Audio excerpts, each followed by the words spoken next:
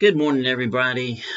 Pastor Rick here, Broadman Baptist Church. This is the Broadman Word for Wednesday, July 13th, 2022. And we have an amazing day in the Lord. We have another opportunity to go out into the kingdom, make a difference for the glory of God, to be the church that makes a difference, to hopefully turn somebody from the darkness. And that's what I want to talk to you today about. The title is, Does It Unite? Now, we all have feelings about things, and it's based on a really complex series of events that have happened to us in our lives, how we were raised, what profession we went into. It's a really huge dynamic that ultimately informs how we feel about any given issue or any given thing in life, our general outlook. But what I want to talk to you today about is the perception of those things. And specifically in today's day and age, we have such a widely varied society now, not only in cultural, because we've grown as a nation over the decades, and people from all over the place have come, and there's some quite large people groups that are now members of our nation, citizens of our nation.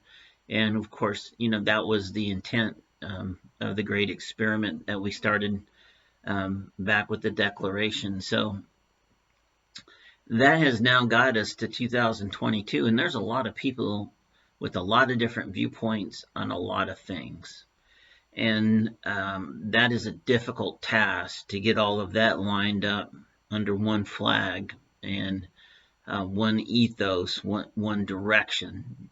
And I would suggest that we're probably not doing a very good job of it. Not like we had it at certain points in our history.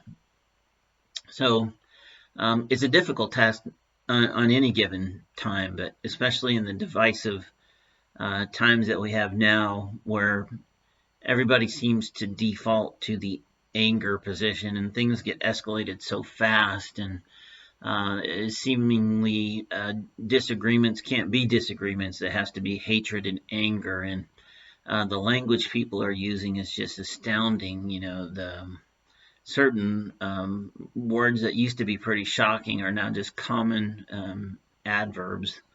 So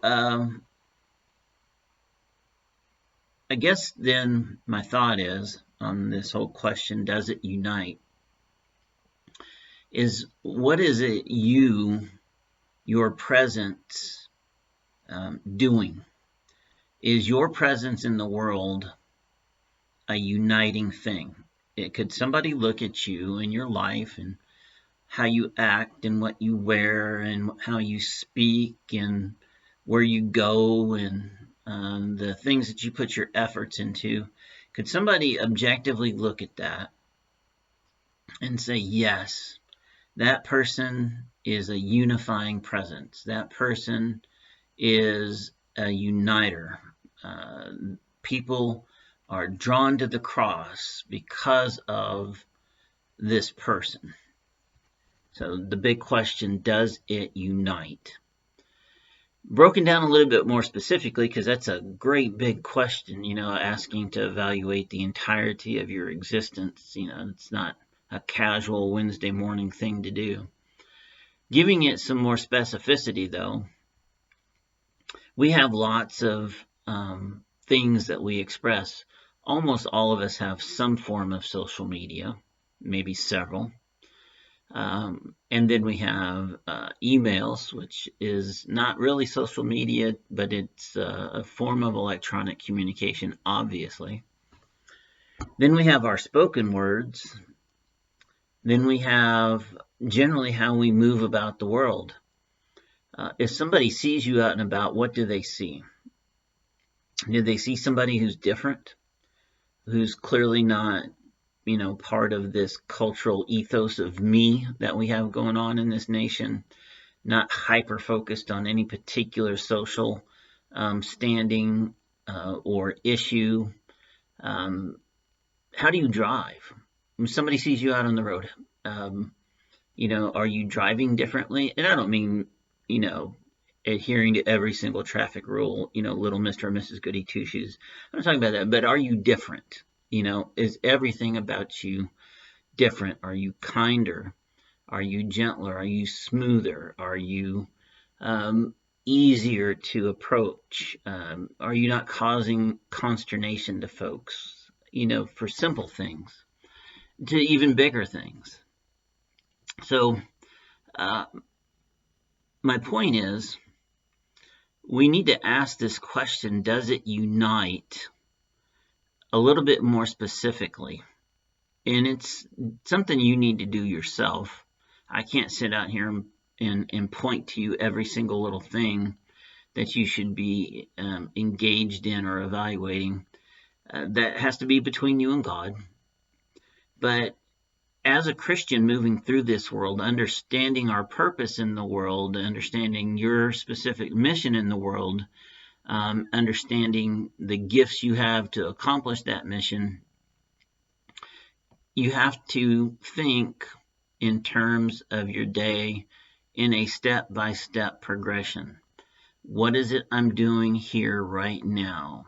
Even if it's as simple as walking down the street, driving to work, whatever it is you're doing, sitting in your office or at a social event, whatever it is you're doing, is this a uniting thing? Is my presence here? Is what people are seeing of me? Is what I'm saying? Is how I look?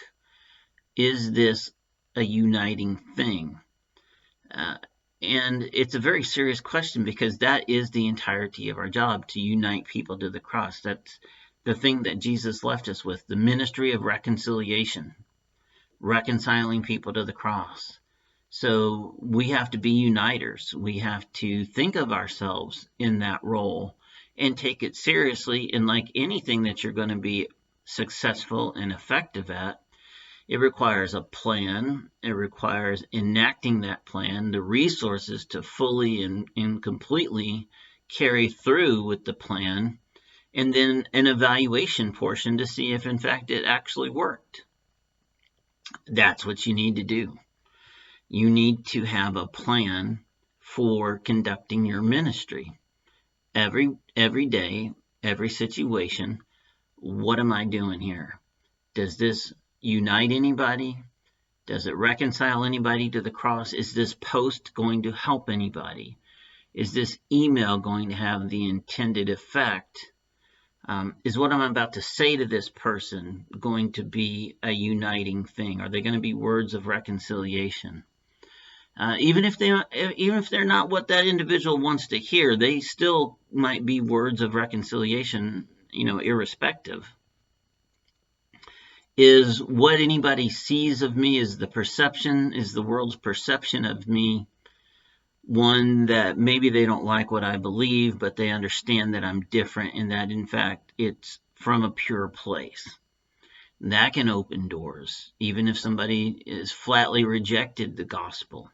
Just understanding who you are and what you believe, and that it's a pure and true thing, and that you're a reconciling force, you're a uniting thing, can open a door that might not otherwise have been opened.